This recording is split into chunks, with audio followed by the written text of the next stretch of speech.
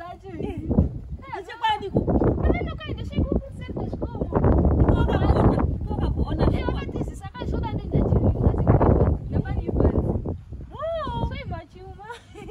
Kwaita seka sofamba neraini chichitika break kugeza chizera mafuta.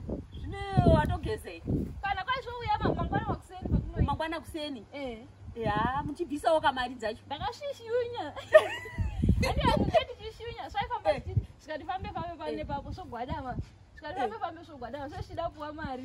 Saka iwe wakaisa mari here senzeni? Ndakapuwa dhora naSekuru Evans kanosvipa. Kana wazo ndakagara pamakumbo. Ndakagara pamakumbo. Ndakati dhora rangu ndagara pamakumbo. Ndakatotanga pagara. Zvingadzi sobanini Evans.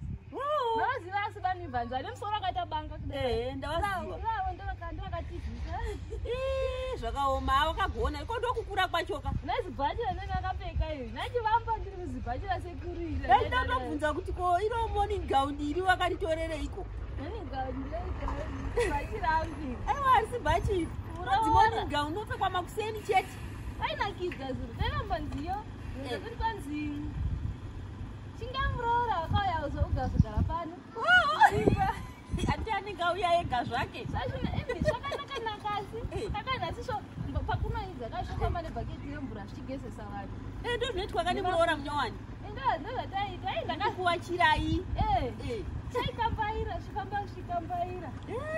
Zvida kungopuwa mari. Mari inodiwa kati ndouroora wacho. Kainakidza iri. Naiva vanhu vaimba vakaregere kuuya iri. Ndakaneta ini. Moneta neva iri. Ndandaenda kugadheni saka ndakanzwa kuneta ndikati mhendo ndozozvionawo ndakuudzwa newakaenda. Kanakidza saka amenda kumba umbonovata. Nambovata sikose taimba tichitamba. Sewo unenge unotamba. Iro morning gown rako iri. Waita rekusimudza mudenga.